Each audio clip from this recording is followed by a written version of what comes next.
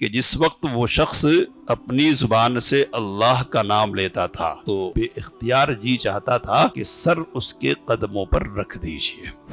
میں 18 سال کی عمر کا تھا مٹی کہ مجھے گٹھیا کا مرض لاحق ہو گیا۔ گٹھیا کا مرض، جوڑوں کا مرض ہوتا ہے یہ۔ والد نے بہت علاج کرائے، آرام نہیں آیا۔ کسی نے بتایا کہ امرتسر میں ایک بزرگ مولانا عبدالجبار غزنوی رہتے ہیں، وہ دعا کرتے اور لوگ صحت یاب ہو جاتے ہیں۔ گھوڑی باہر باندھی اور خود وضو کر کے جماعت میں شریک ہوئے۔ جو بزرگ امامت کرا رہے تھے وہ اس درد و سوز سے قرآن مجید پڑھ رہے تھے کہ دل ان کی طرف کھینچا جاتا تھا۔ نماز کے بعد انہوں نے میری طرف دیکھا، ادھر والد صاحب نے آگے بڑھ کر دعا کی درخواست کی۔ انہوں نے دعا کے لیے ہاتھ اٹھائے۔ جیسے جیسے وہ دعا مانگ رہے تھے یوں احساس ہوتا تھا جیسے میرے جوڑوں کی بندش کھل رہی تھی۔ کرامت ایک چیز ہوتی ہے اور ایک چیز ہے معجزہ۔ معجزہ کا ظہور نبیوں کے ذریعے سے ہوتا ہے اور کرامت کا ظہور غیر نبی سے ہوتا ہے۔ معجزے کے ذریعے سے نبی کی عزت افزائی کی جاتی ہے نا، اس کی شان بتلائی جاتی ہے، اور کرامت کے ذریعے سے کسی اللہ کے نیک اور صالح بندے کی عزت افزائی اللہ تعالیٰ کی طرف سے ہوتی ہے۔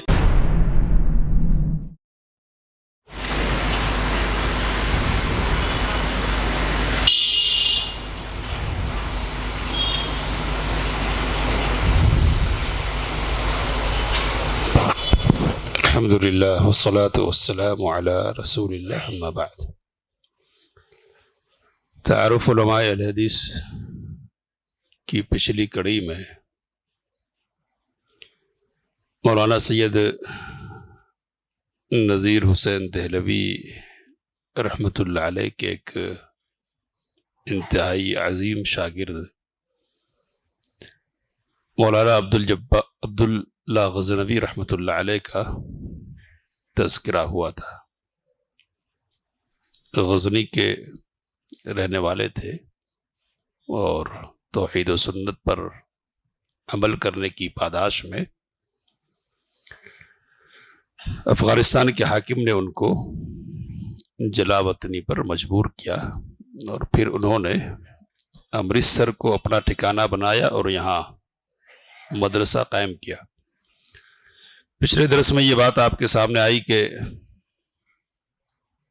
4 مراکز تھے اہل حدیثوں کے ہندوستان میں دینی اور تعلیمی اعتبار سے، تو ان میں سے ایک مرکز امرتسر کا بھی تھا۔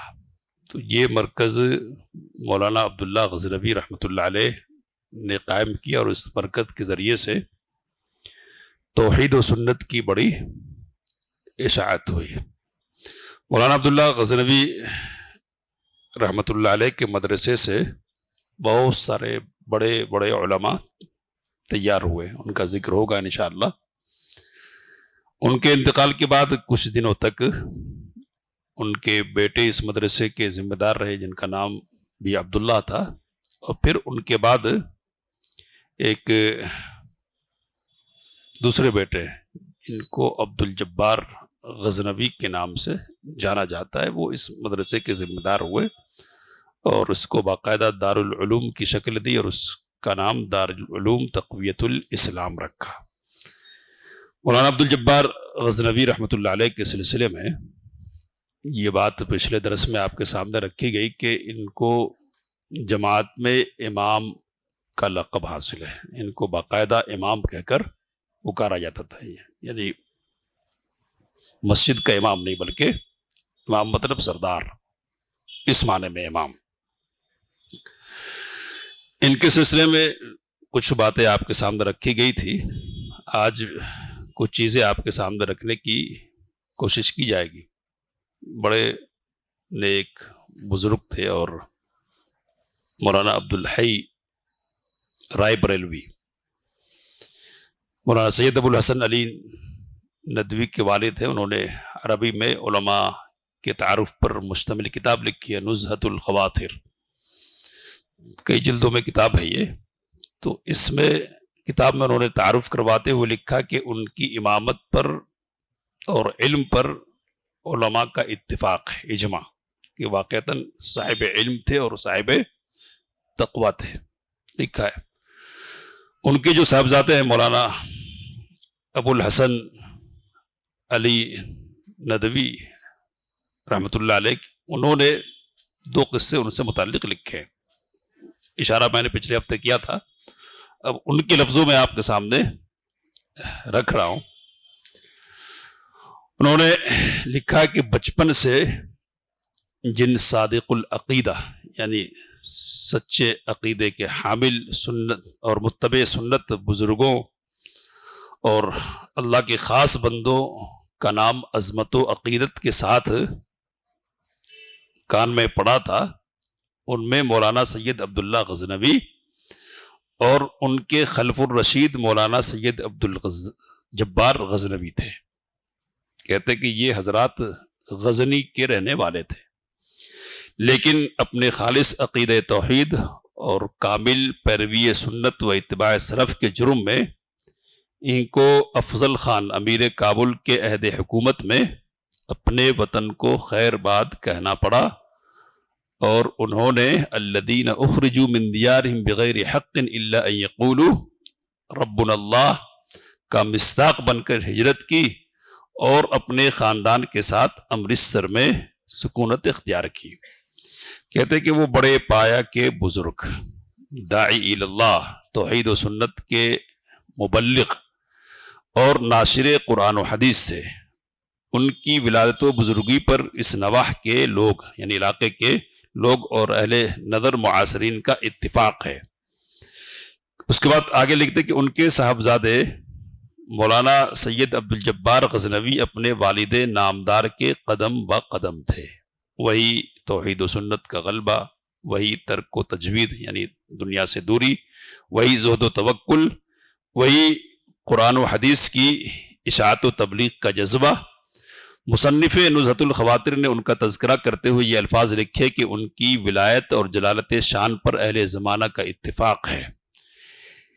کہتے کہ 1331 ہجری میں انہوں نے امرتسر میں وفات پائی۔ وہ اپنے خاص رنگ میں قرآن مجید کا درس دیتے تھے، خاص رنگ میں۔ رجب 1320 ہجری یعنی اکتوبر 1902 عیسوی میں ندوۃ العلماء کا امرتسر میں سالانہ اجلاس تھا۔ ہندوستان کے چوٹی کے علماء اور مشاہیر شریک تھے۔ نواب صدر یار جنگ حبیب الرحمن خان شیروانی روایت کرتے ہیں کہ علامہ شبلی بھی ایک دن اس درس میں یعنی درس قرآن میں شریک ہوئے۔ وہاں سے آ کر اپنا تأثر بیان کیا اور فرمایا کہ جس وقت وہ شخص اپنی زبان سے اللہ کا نام لیتا تھا تو بے اختیار جی چاہتا تھا کہ سر اس کے قدموں پر رکھ دیجئے۔ کن کے سلسلے میں کہہ رہی ہے؟ عبدالجبار غزنوی رحمۃ اللہ علیہ کے سلسلے میں کہہ رہے ہیں، مولانا شبلی نعمانی مشہور نام ہے۔ انہوں نے یہ بھی بیان کیا کہ رات کو کھانے پر جلسہ کے سب مہمان جو ملک کے گوشے گوشے سے آئے تھے اور مقامی علماء اور معززین بھی شریک تھے، پورے ہندوستان کے علماء اور مقامی علماء تھے، جس کمرے میں کھانا کھلایا گیا تھا اس میں بیچ کے حال کے علاوہ بغل میں دائیں بائیں کمرے تھے۔ دسترخوان ایک تھا یعنی لمبا، لیکن کمروں کے الگ ہونے کی وجہ سے ایک طرف کا آدمی دوسری طرف کے آدمی کو دیکھ نہیں سکتا تھا۔ میری نشست جہاں تھی، یہ کون کہہ رہے ہیں؟ حبیب الرحمن خان شیروانی۔ میری نشست جہاں تھی وہاں مولانا عبدالجبار صاحب غزنوی بھی رونق افروز تھے۔ مولانا سید محمد علی ناظم ندوۃ العلماء، ندوۃ العلماء کے بانی ہے یہ، دارالعلوم ندوۃ العلماء لکھنؤ کے، دوسری طرف کے کمرے میں تھے۔ کھانے سے فراغت کے بعد مجھ سے کہا کہ مولوی حبیب الرحمن تمہارے پاس اور کون کون بیٹھا ہوا تھا؟ کہتے کہ میں نے چند مشہور علماء کے نام بتائے۔ مولانا برابر پوچھتے رہے کہ اور کون تھا۔ آخر میں نے مولانا عبدالجبار صاحب غزنوی کا نام لیا۔ کہنے لگے کہ اب میں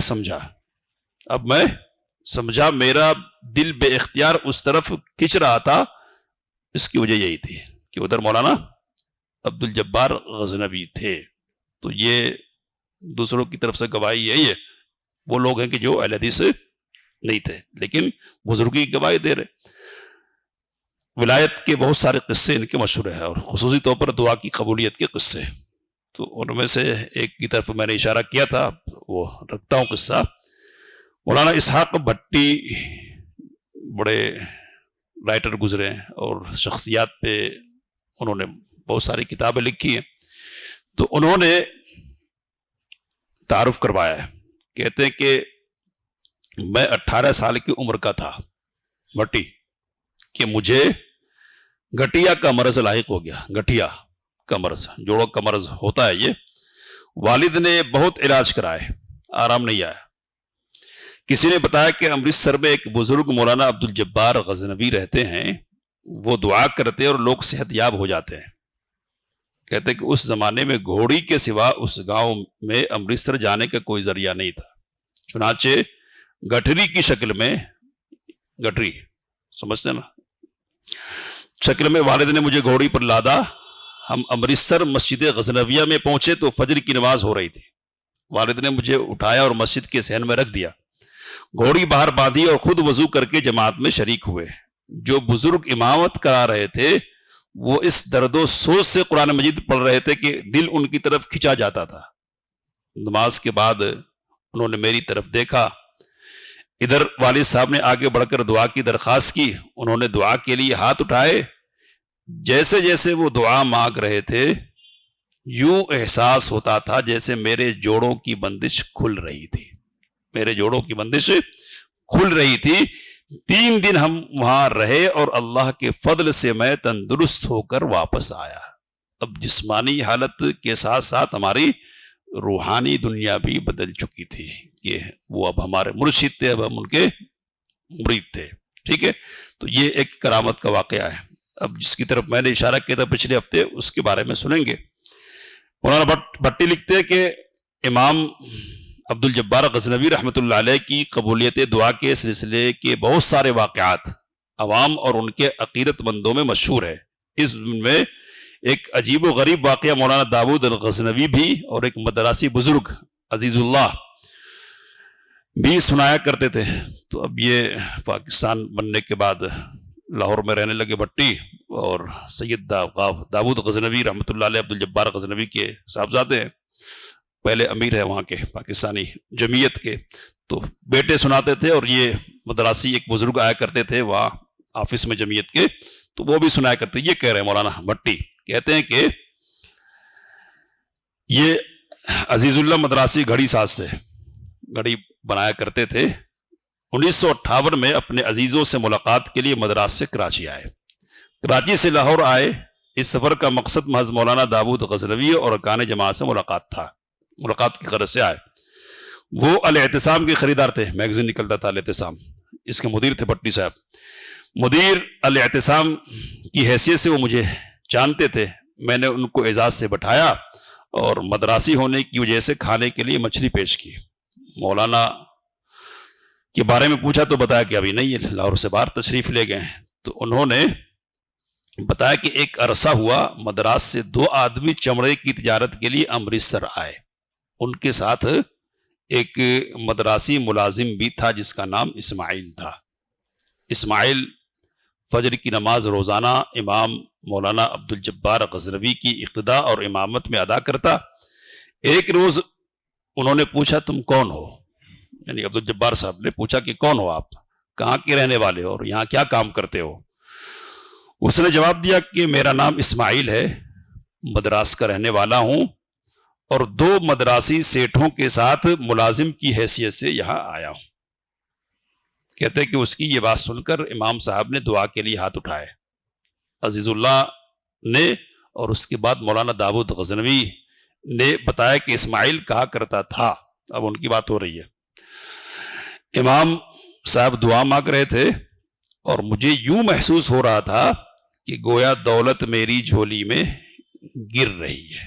نماز و دعا کے بعد واپس گھر گیا تو سیٹوں نے کہا اسماعیل تم بہت عرصے سے ہمارے ساتھ ہو، ہم نے تم کو دیانتدار، محنتی اور امین پایا ہے، لہٰذا آج سے ہم نے تمہیں اپنے کاروبار میں شریک کر لیا ہے اور تمہارا خاص حصہ مقرر کر دیا ہے. یعنی کاروبار میں اتنا % ہے تمہارا حصہ. اپنے حصے کی رقم تم نقد ادا نہیں کرو گے، یعنی وہ جو حصہ تمہارا ہے نا پارٹنرشپ کے طور پر، وہ تم کو دینا نہیں ہے، بلکہ تمہاری جو تنخواہ ہے نا اس میں سے کٹ کر کے ہم اس میں جمع کریں گے، وہ حصہ تمہارا ہوگا. کہتے ہیں کہ اس کے بعد چند مہینوں میں وہ اس درجہ امیر ہو گیا کہ اسماعیل سے کاکا اسماعیل بن گیا. کاکا اسماعیل بن گیا. کاکا مدراس کی زبان میں سیٹھ کو کہتے ہیں. تو اب وہ جو ملازم تھا وہ سیٹھ ہو گیا. کہتے کاکا اسماعیل نہایت نیک آدمی تھے. انہوں نے صوبہ مدراس کے ضلع اوکاٹ میں کئی ایکڑ زمین خریدی, اس کو آباد کیا اور اس کا نام محمد آباد رکھا. وہاں ایک بہت بڑا اسلامی دارالعلوم قائم کیا جو اب تک کامیابی سے چل رہا ہے اور ہندوستان کے مشہور اسلامی مدارس میں سے ایک ہے.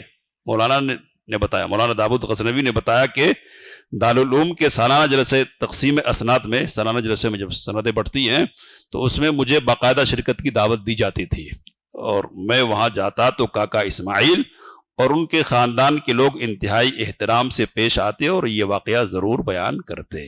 تو اب یہ واقعہ سن لیا آپ نے.